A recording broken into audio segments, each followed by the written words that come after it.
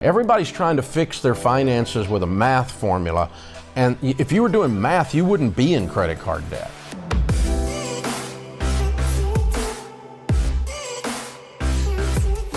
Hey everyone, welcome back to On Purpose, the #1 health podcast in the world. Thanks to each and every single one of you that come back every week to listen, learn, and grow. Now, you know that I'm on a mission to serve you and help you build incredible lives 360 degrees. And one of those things is to focus on areas where I can bring in experts who have incredible insight, research, and years of experience so that I can share that with you. And this person is someone who I've followed for a long time. He's someone that I've wanted to have on the show for a long time. I feel extremely honored and grateful to introduce our guest today, who is none other than Dave Ramsey, an 8-time #1 national best-selling author, personal finance expert, and host of The Ramsey Show, heard by more than 23 million listeners each week. If you have not subscribed already, make sure you do. He's appeared on Good Morning America, CBS Mornings, Today Show, Fox News, CNN, Fox Business, and many more. Since 1992, Dave has helped people regain control of their money, build wealth, and enhance their lives. He also serves as the CEO for the company Ramsey Solutions. Welcome to the show, Dave Ramsey. And today we're talking about his new book, Baby Steps Millionaires, which I highly recommend you go and grab a copy of. We'll have the link to order it in the caption and in the comments. Dave, welcome to the show. Wow, I'm on the Shetty show. This is awesome, man. You're a big deal. Thank you for having me. It's the other way around for me. To me, you're the big deal. And so I feel really grateful that you said yes. And, you know, for me, supporting my community, having great financial health is a really important part of my mission. And who better to go to than you? So, you know, I'm really grateful that I get to connect my community with you. I'm sure many of them are already listeners anyway. But Dave, you know, let's start learning a bit more about you and your journey. I want to hear about when Dave wasn't the financial expert that he is. Like, what were your mindsets? What was your relationship like with money when it wasn't where it is today? I grew up in a household of entrepreneurs, and so they taught us that you can do it. That all you've got to do is leave the cave, kill something, and drag it home. I mean, you can go out there and make something in this world, and that the free enterprise system is not broken. And it's tough, it's hard, but you can do it. And so I believed that. And I still believe it. And I went and got my real estate license when I turned 18. And when I graduated from college, I started buying and selling real estate. And starting from nothing, I got rich.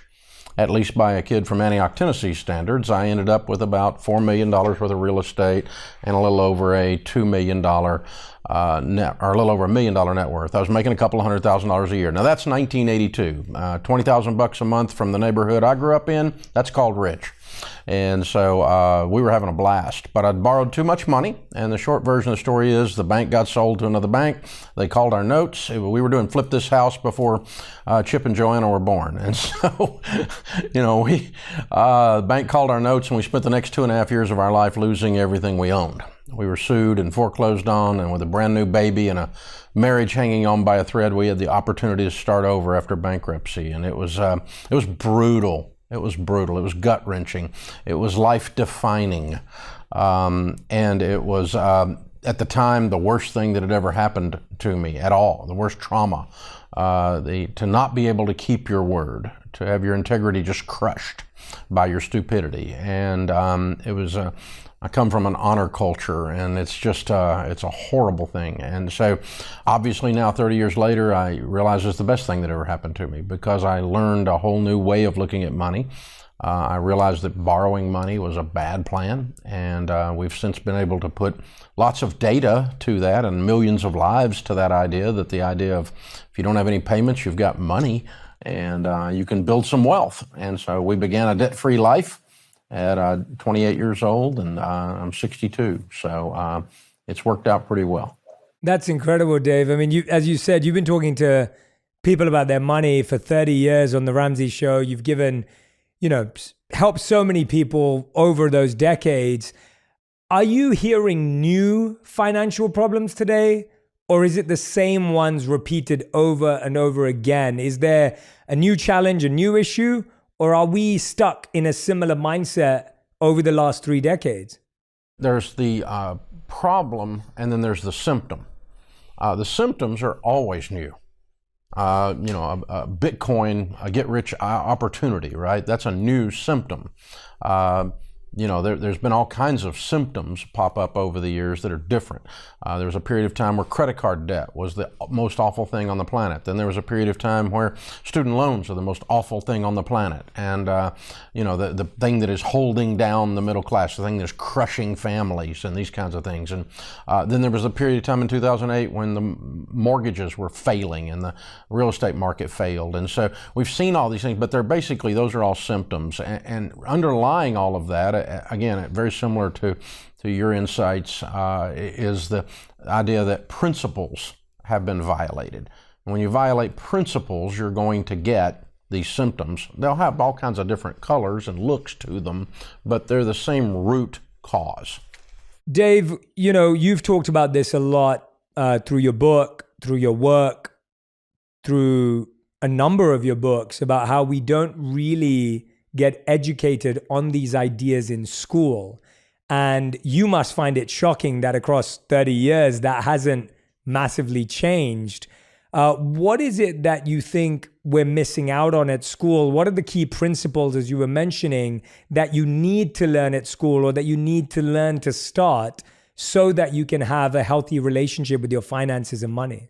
Well, there's a level of mythology that has been spread about money in our culture that was spread with an agenda, frankly. It was all, if I was a bank, I would teach everyone that they needed a credit score.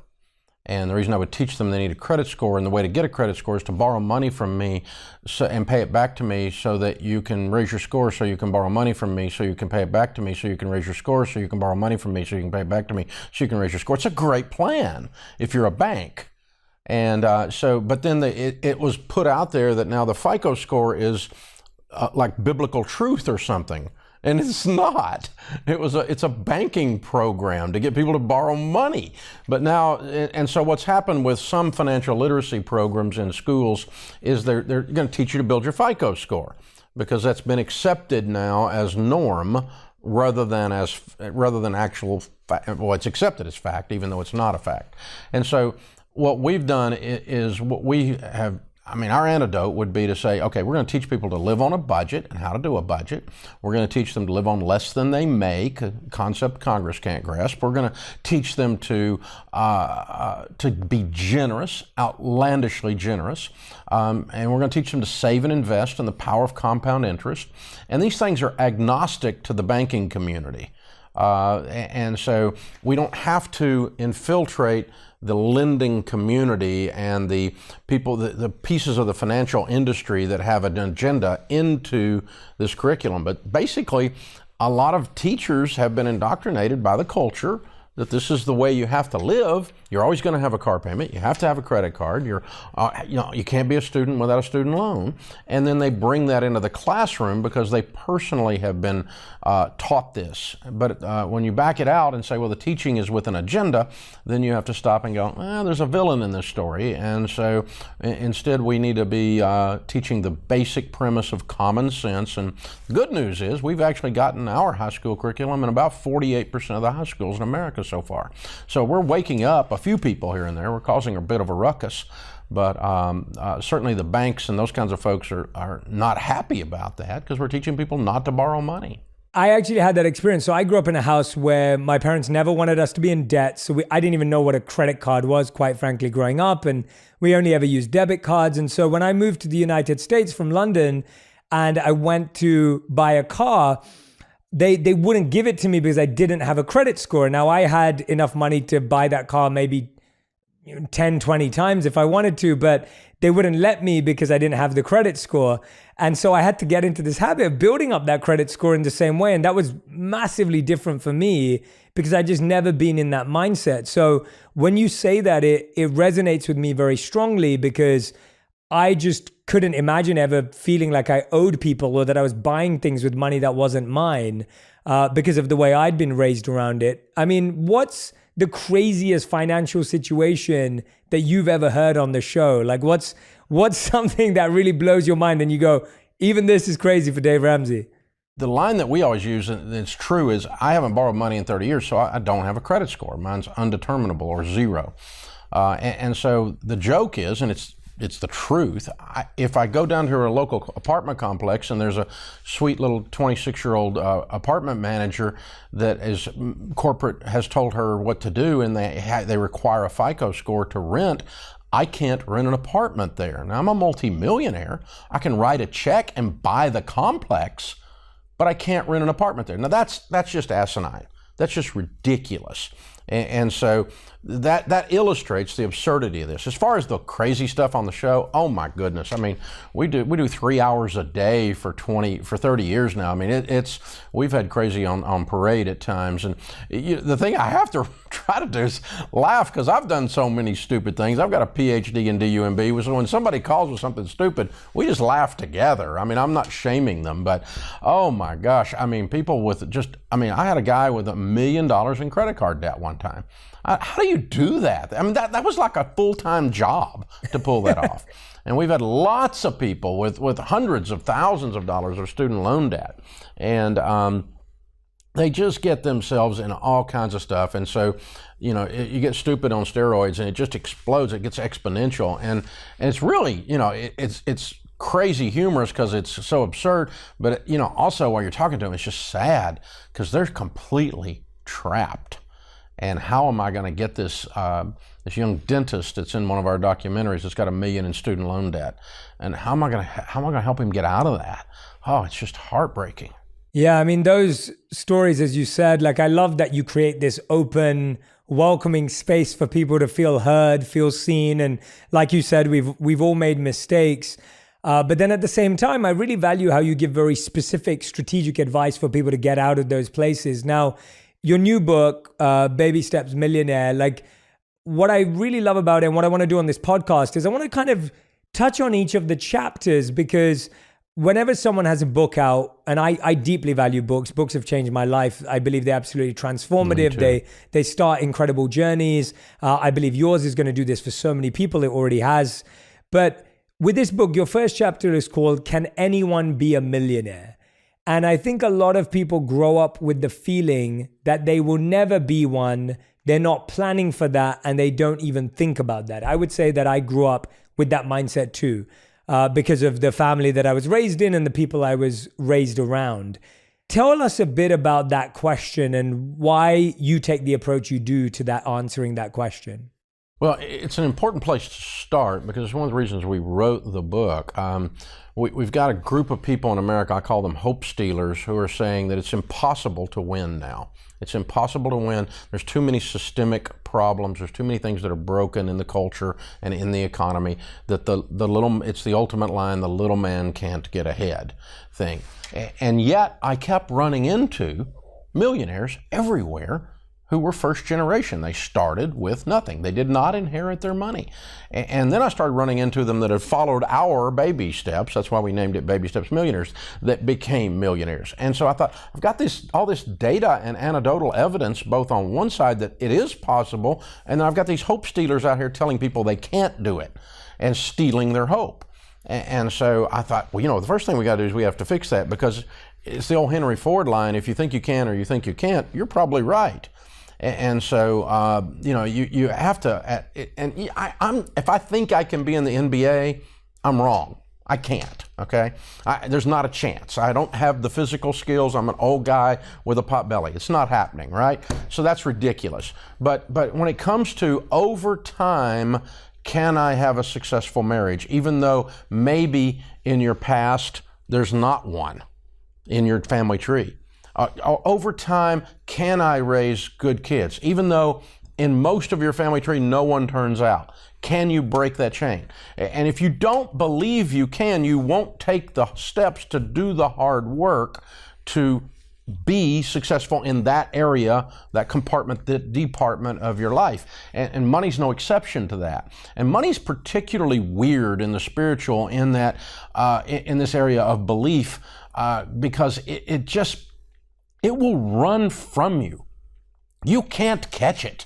If you don't believe, because you won't do the sacrificial things. You won't live like no one else so that later you can live and give like no one else. There's no reason a farmer would ever go out and toil in the sun and plow the field and get the stumps out and the rocks out and then put corn in the ground if he didn't think corn was going to come up after he did that. That would be absurd. Only a crazy person would do something that they don't think is going to turn out. And so you have to believe first. And so what we try to do is we try to bring in emotional behavior, data of other people, and math, and any kind of a lens I can get you to look through to make you believe that you can do it. I know you can do it, but I've got to convince you can do it before we can move into the tactical steps. Yeah, and what are some of those, what would you say are the mindsets or the traps that keep people broke where you are having to convince people that they can? What are those things that keep us in that mindset? I think we become, number one, who we hang around with. There's not any question about that. So you have to be careful. And I'm not talking about being snobbish to someone. I'm nice to anybody. I'll talk to anybody about anything. I'm happy. But I'm talking about your crew, the people that are your inner circle. Who do you hang with? Your income is going to approximate theirs over time. Your physical condition, if they're all overweight, you're going to be overweight. If they take care of their bodies, you're going to take care of your body. If they have good marriages, you're going to have good marriage. You're going to become who you hang around with. You're even going to have an accent like they do, and you're going to read the books that they read. And so, number one, you need to get yourself in a community of people who are achievers, who believe it can be done, who understand it's tough, and I'll encourage you when you're having a hard one. Because some of us have had a hard couple of years here. A lot of us have, And so you got to have guys and gals in your corner that say, "Go, champ! You got this. You can do it. I got your back, man." And so that's so much different than growing up in a neighborhood where my parents were saying, "You can do this," but a lot of the kids I ran around with, their parents were saying, "Well, the little man can't get ahead. You're always going to have a car payment. You're stuck." People like us, people that have a southern accent, they're hillbillies and rednecks. We don't get ahead. We just give the middle finger salute to the man and we move on. And you can do that from any racial background, any cultural background. There's a group of people that declare themselves stuck. Then there's also a group of people within that same community, in that same tribe, it's a smaller group, that declare that it's possible to be free. It's possible to prosper. It's possible. And it's victims or victors. And the neat thing is that once you begin to kind of get that inside of you, anyone can just make that choice. I decide. And here we go. Yeah, I think you're spot on. I think you're absolutely right. And, I know what that feels like because that's the culture I grew up in. I grew up around that culture that didn't believe and that often saw money as evil, or we always believed that people who had money must have done something sketchy to get it, or they weren't really living a life of integrity. And so that was the mindset that was built up for a long, long time that had to be massively unlearned and unraveled. And I wish I had you at that time. I didn't. But, I'm glad that we do today. I think you mentioned spiritual and belief. And what I really appreciated about the book is that the book is filled with knowledge about how to handle your finances. But at the same time, it has Bible verses that can enlighten the readers too. And I wanted to ask you that, why did you think it was important to talk about the Bible and, the Word of God, as well as talking about finances? Like, what was the reasoning behind that? I was fascinated by that. Yeah, that's always sometimes it's off-putting for some folks, obviously.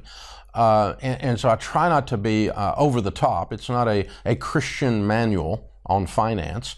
But the books of wisdom in particular, the Proverbs, it can be applied regardless of your faith, regardless of your background or your belief system. Wisdom's wisdom. If Ben Franklin said something, it's okay. You can kind of look at that and think that's possible, right? And he's not in the Bible, but you see what I'm saying. So, but what we've discovered about personal finance, and I discovered this years and years ago the hard way. When I was doing counseling and coaching with people, when I very first started, I would go in and fix all of their budget and negotiate with their creditors a set of payments that would fit within their income. And they were about to file bankruptcy, but we stopped their foreclosure. We got them on a plan with their bank. And we were right on the edge. We pulled them back from the edge and said, okay, now work this plan. And then I would see them 6 weeks later and I'd say, how's the plan going? We filed bankruptcy. What? I did 90 hours of work to get that to where it would do. What do you mean you filed bankruptcy? And I started realizing it wasn't math. Math wasn't the problem. The problem with my money is the guy I shave with. If I can get that guy to behave, he can be skinny and rich. Oh my gosh, he's a problem.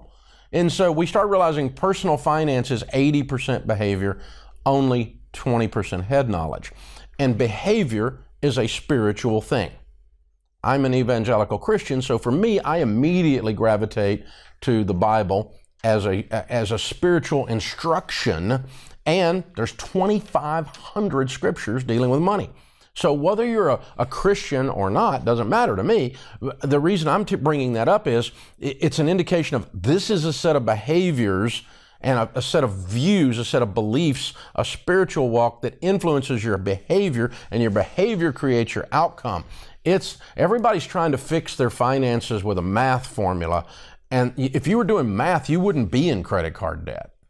Yeah, well said. And I'm so happy that you do that as well. I know, from my work, the traditions I studied, spiritual traditions, are such big inspirations to me. And I find so much validity and timelessness in how they apply to today's modern day challenges.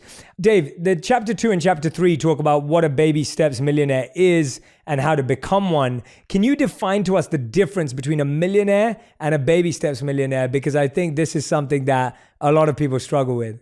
Well, first, it's good to just say the definition of a millionaire is not a Dave Ramsey definition. This is an accounting definition. Personal finance has been taught for decades before I was born. It's a math formula. It's a very simple formula.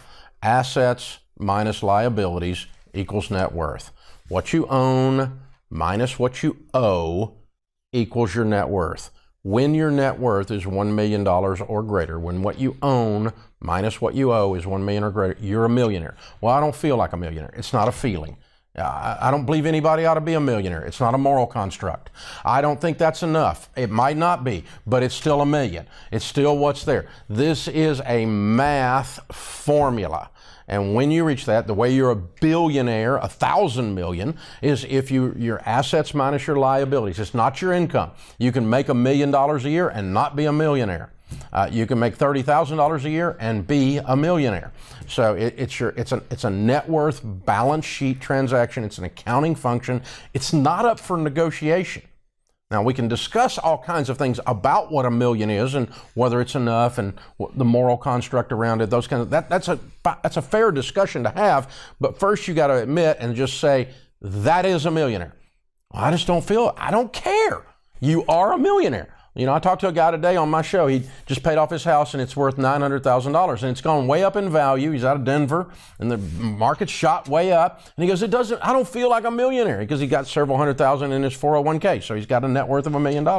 And I said, it's not a feeling. And he goes, I don't feel like I earned it. It doesn't matter. I don't care where you got it. It's still $1 million. You got to really get back to that. So once we do that, then we say, all right, now, then, where do millionaires come from? And several years ago, we did the largest study of millionaires ever done in North America.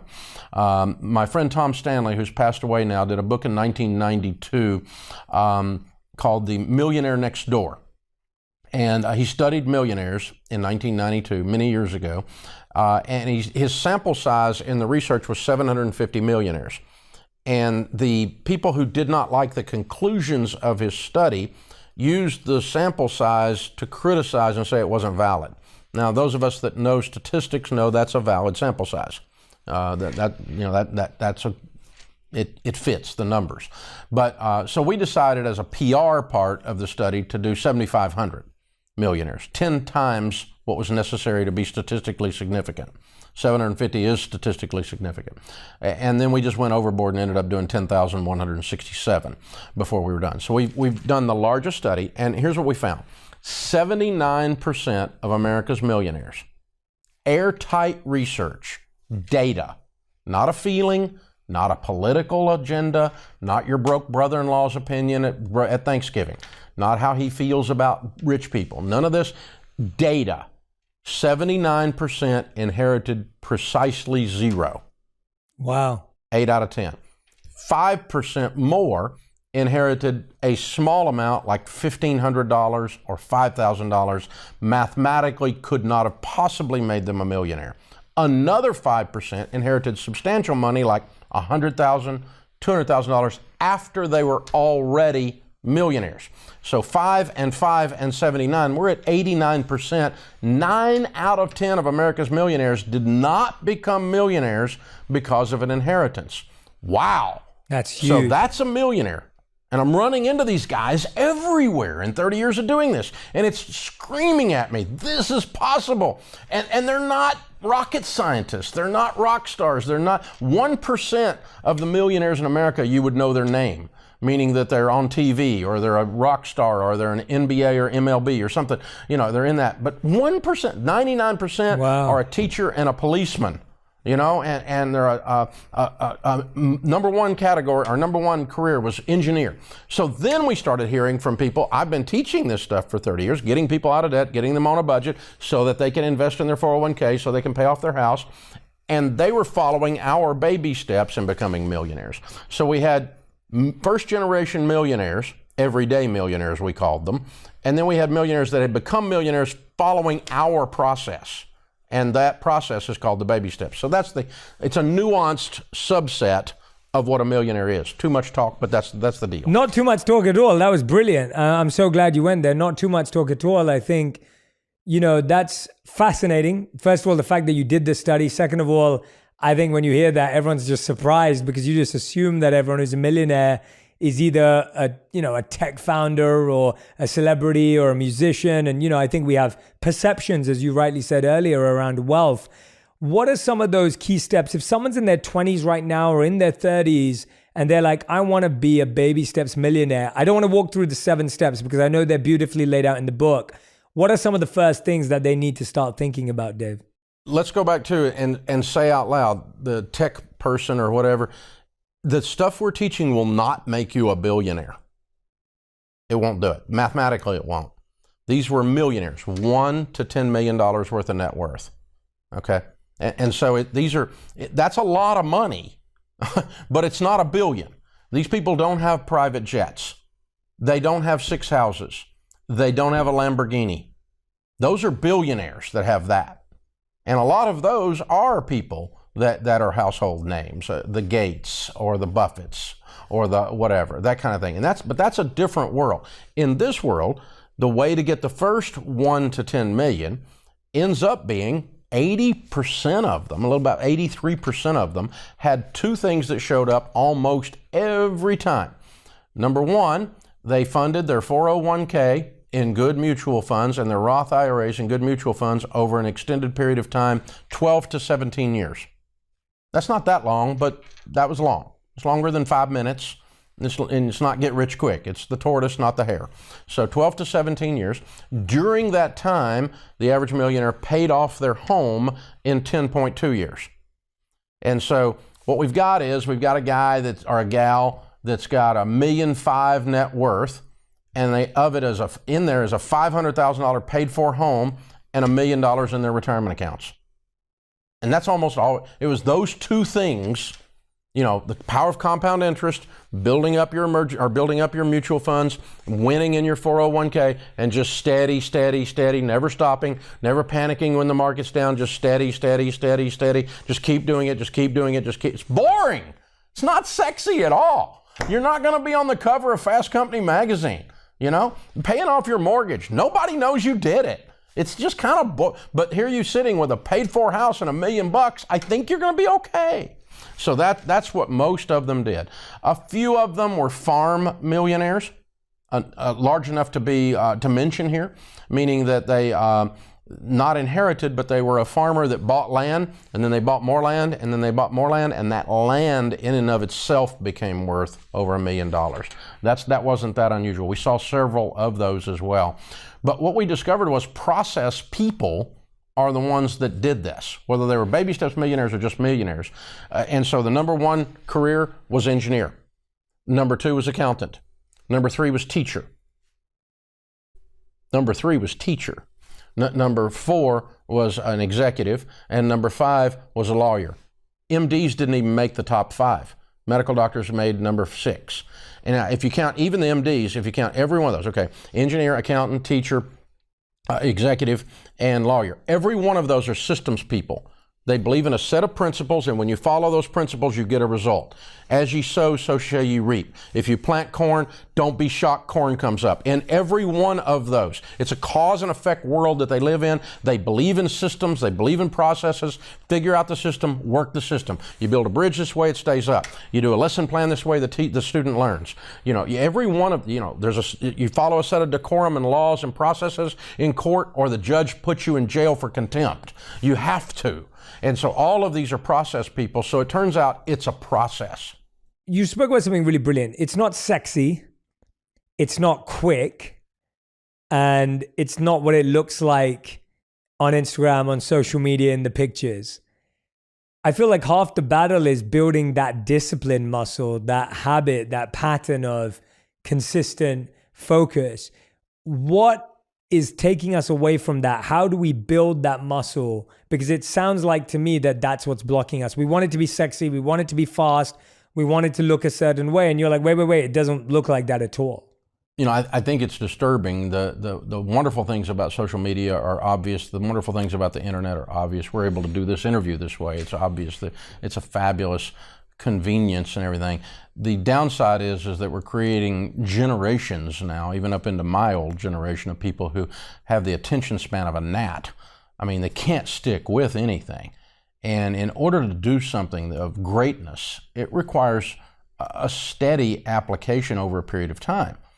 The old days of a craftsman going through years of apprenticeship in order to be world class at something. Now we want to just snap our fingers and instantaneously be able to do this, because we carry this magic wand around in our hand that if we push a button, stuff shows up on our porch. I mean, it's magic. And anything we want, you can get anything you want on this thing very, very quickly. You can't even have a good argument, because you can get the answer to the problem at there. And you know, we used to sit around and have fights at dinner and our family and argue about whether somebody was right or not. Now somebody goes and looks on the internet and finds the answer, and well, George is just wrong, Henry's right, you know. And it's just, so this attention span thing is a problem. And really what that is underneath, without shaming someone or trying to shame a whole generation, I'm not doing that, because there's people within each generation that don't do this or that break free from it, it's emotional maturity. The ability to delay pleasure is a sign of maturity. That's what grown-ups do. Children do what feels good. YOLO. You only live once. Quick. Instead of like, I'm going to sacrifice to get a greater outcome. I'm going to live like no one else so that later I can live and give like no one else. I've got to have the moment at this moment. That is a childish expression of any area of your life. It will destroy your marriage. It will raise horrible children. You know, it'll mess up your career, and it certainly will mess up your money. Short-term thinking. The get rich quick has never worked at any time in the world as an ongoing, provable, sustainable process. It's always, and that's where the tortoise and the hare Aesop's fable comes from, right? And so we got to stick with this idea, and that even includes our generosity. You know, we were starting to talk about generosity, and the generosity with these folks, with these millionaires that we studied, is a steady thing, like their savings is a steady thing. They're not trying to have this one big event that says, look at me, how generous I am. Instead, they're fairly quiet about it, almost absurdly quiet and anonymous about it, and they steadily give in to something that they believe in. If they're a Christian, they're going and giving a tithe at their local church. If they're Jewish, they might also be tithing at their synagogue. You know, regardless of your faith background, there's not a religious background on the planet that does not have a steady giving rhythm as a part of its teaching. Every one of them do, because it's how you build character. And when you're giving, it's almost impossible to not become grateful. And as you become grateful, the next thing that happens is you become more and more content. And the more content you are in a totally discontented culture, the great advantage you have to build wealth. Dave, that is such a fantastic answer. I love how we're talking about money, but we're talking about emotional maturity. We're talking about, character and developing patience and developing discipline. And you told us earlier how you initially came to wealth the first time around, or what was considered rich where you were from the first time around. How emotionally and mentally prepared do we have to be to even be wealthy? Because we talked about the discipline and the postponing of pleasure before we get there. But then even when you get there, to stay there requires a different level of mental and emotional maturity. Talk to us a bit about that, because I think that's often undervalued. It's a different level of nobility, not in an aristocracy sense or a looking down on the little people sense. That's not what I'm saying at all.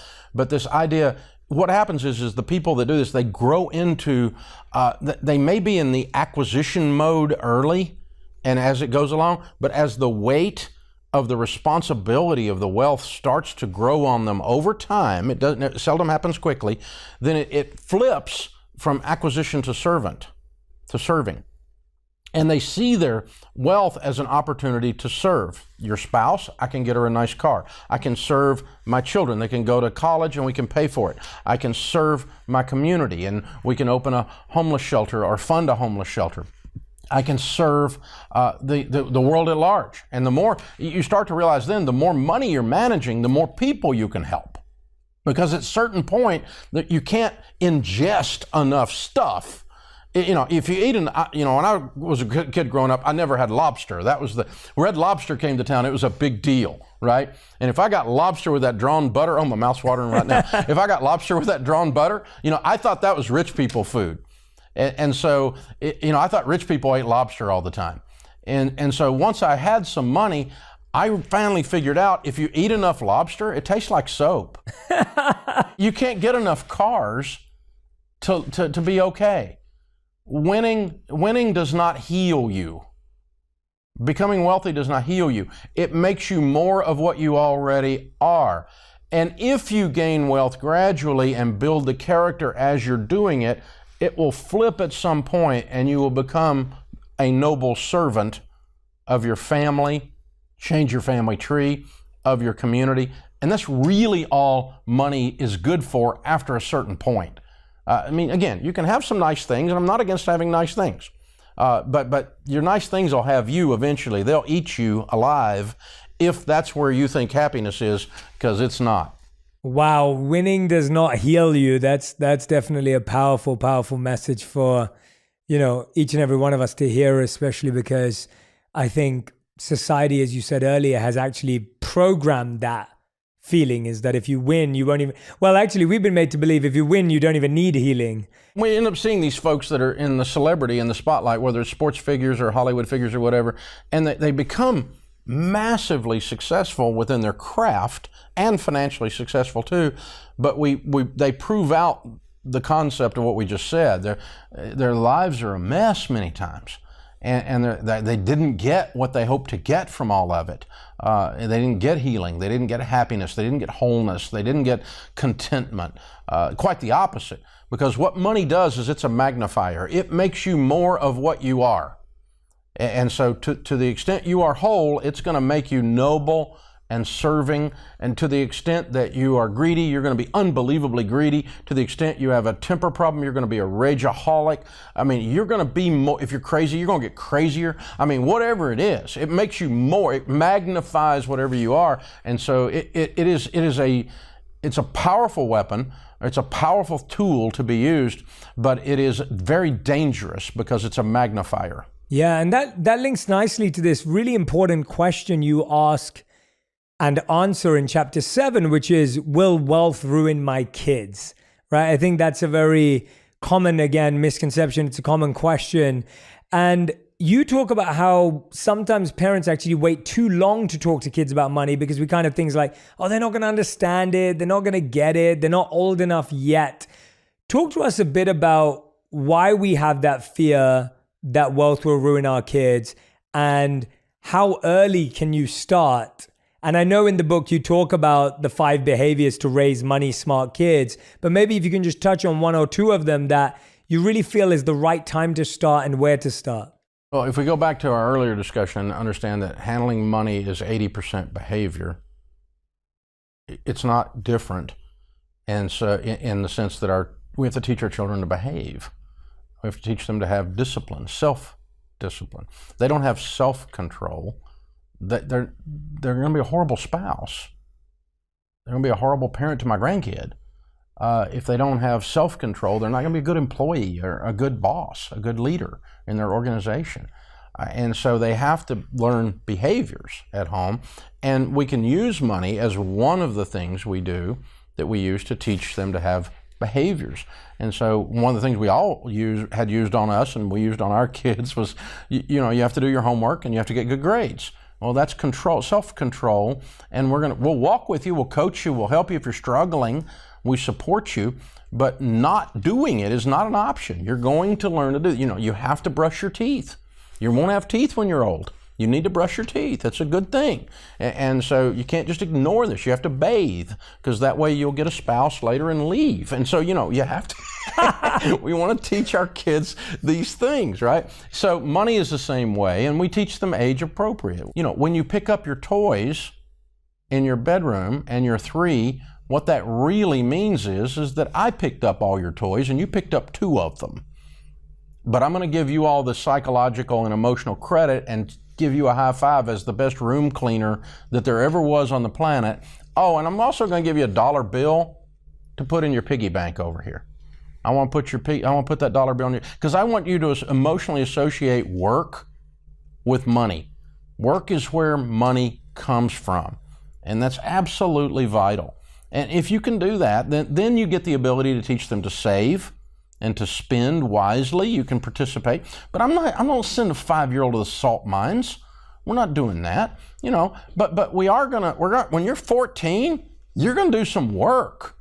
Because if you wait till they're 18 to start teaching work ethic, they don't know how to do anything. Yeah. And then some poor soul is going to hire them later and they don't know how to work. Yeah. And so parenting is a gradual process, like so many good things in life. And so, the idea that we're going to gradually teach them to work, give, save, spend, and if you can teach them to do those things age appropriately, gradually over time, then they've got the character. They have the skeletal structure in their character: self-control, self-discipline, the ability to delay pleasure, the ability to set a goal, work towards a goal progressively, age appropriately, and with some help, with some grace when they fall down, with some love, but not helicoptering in and saving them. Let them feel the pain of the struggle. It's good, because that's where it all comes from, man. You get a callus that way.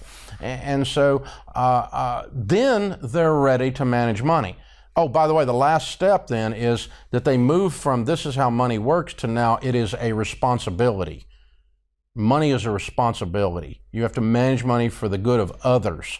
You get to participate in some good things by managing it, but you're managing it for the good of your family, your kids, your grandkids. You're changing your family tree, and that's what I did, and that's why there's some for you in this inheritance. And a good man leaves an inheritance to his children's children.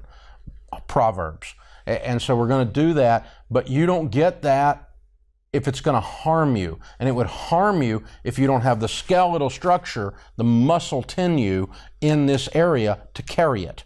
And so when you leave kids that were, quote, in the old days we used to say so-and-so was a spoiled kid.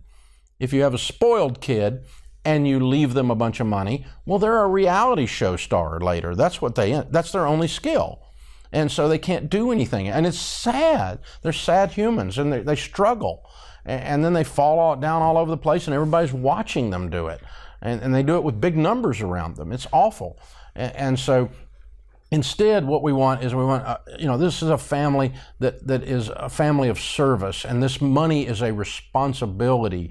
And if you view it that way, you will have the opportunity to manage it for the good of others, and for the people of faith, for God, for the good of God. We're going to manage it for God's good.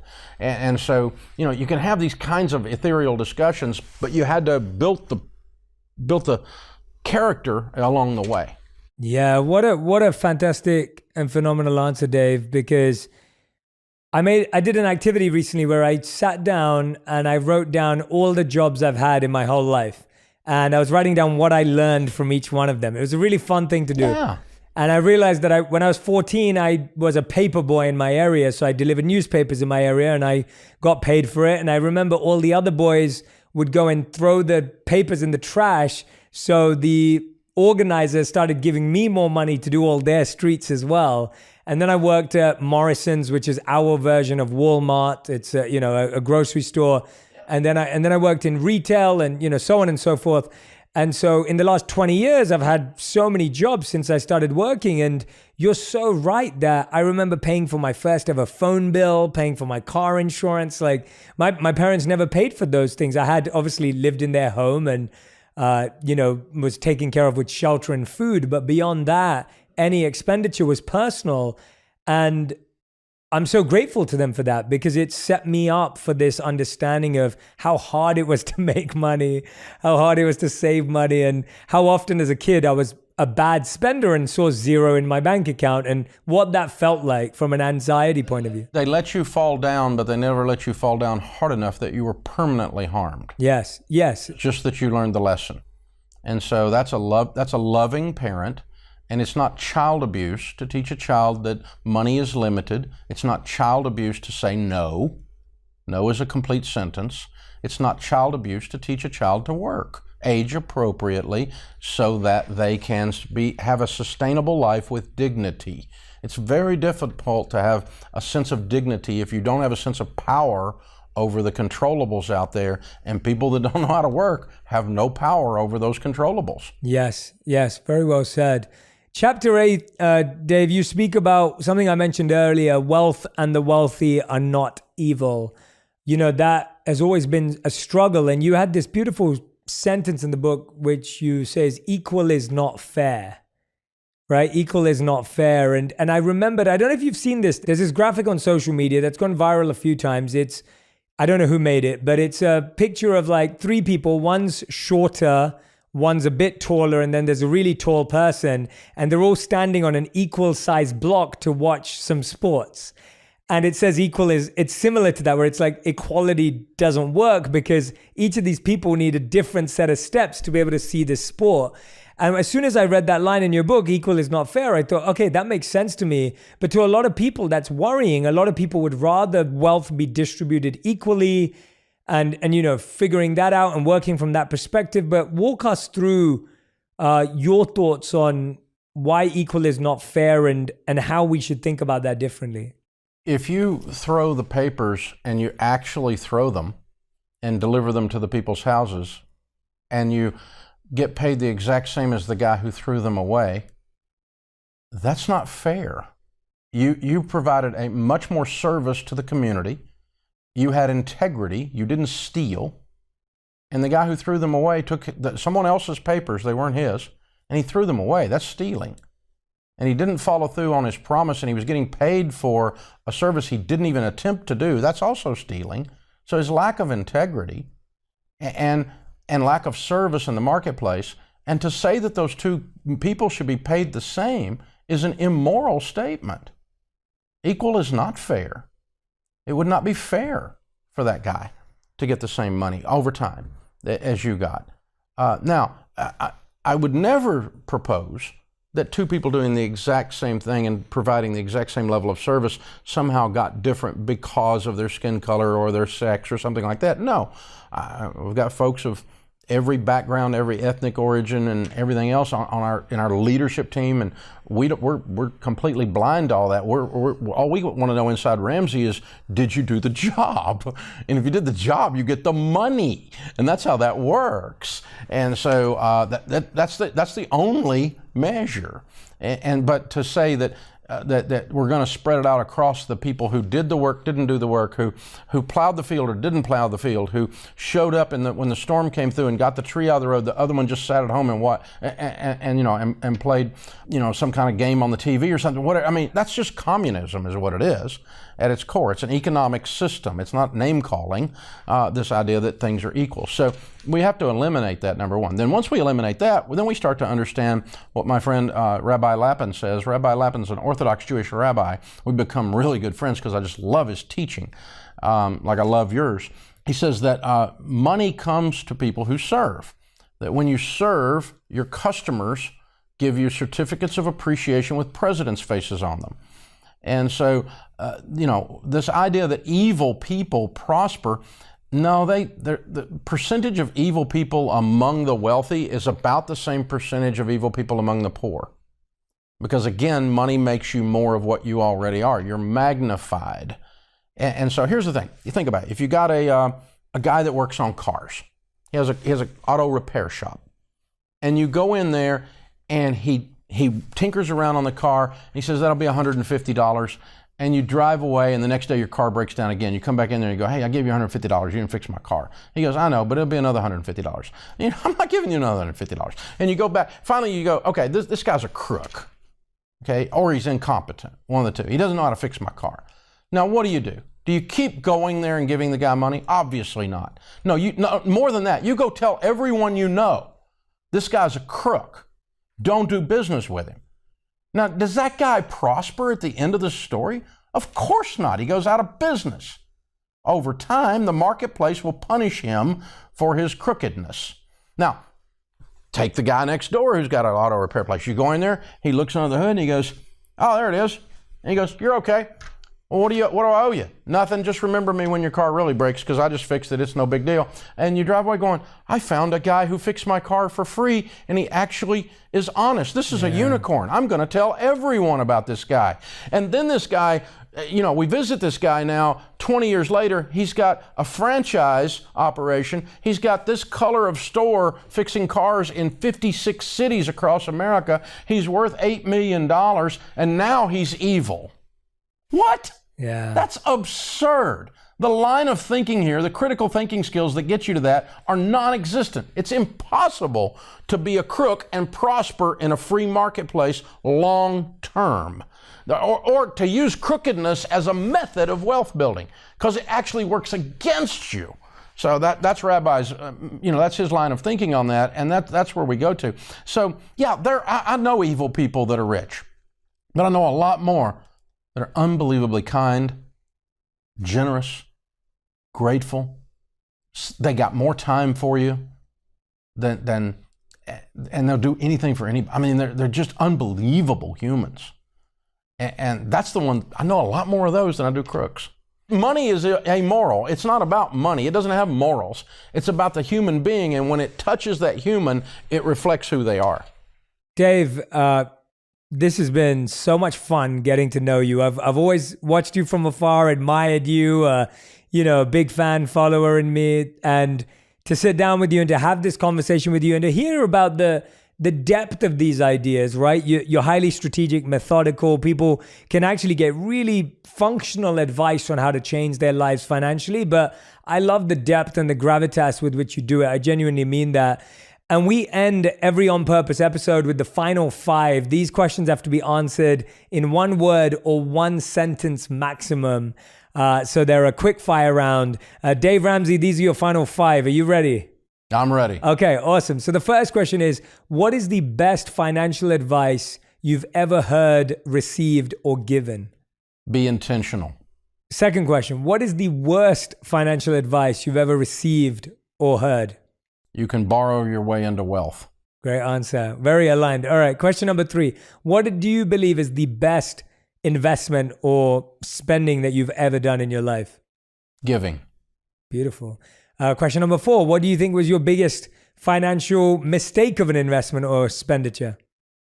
Going deeply in debt to build wealth. And 5th and final question. If you could make one law that everyone in the world had to follow, what would it be? I would require them to be generous. It's beautiful. Dave Ramsey, everyone. If you haven't already got the book, Baby Steps Millionaires, please go and grab a copy of the book. If you don't subscribe to Dave's podcast, The Ramsey Show, make sure you do. His podcast, lots of other incredible podcasts as part of that network as well. Please tag Dave and I on Instagram, on Facebook, on Twitter about what resonated with you, what you took away. There were so many nuggets of wisdom and insight. I love the studies and research that Dave shared. Make sure you tag us both to let us know, because we'd love to see what you took away. And make sure you keep coming back to On Purpose for more insights into your mental health, which includes your finances, which includes your fitness, and of course includes your friendships. Dave, thank you so much. Any final words for our community? I'm unbelievably honored to be with you. I hope we get to do this again, and the next time we need to just hang out a little bit. I would absolutely love that. If you're in LA, let me know. If I'm in Nashville, I'll let you know. And otherwise, I'm going to keep supporting from afar, and we'll definitely do this again. So thank you, Dave, and thank you to your whole amazing team as well who've been so helpful. Thank you, sir. Thank you.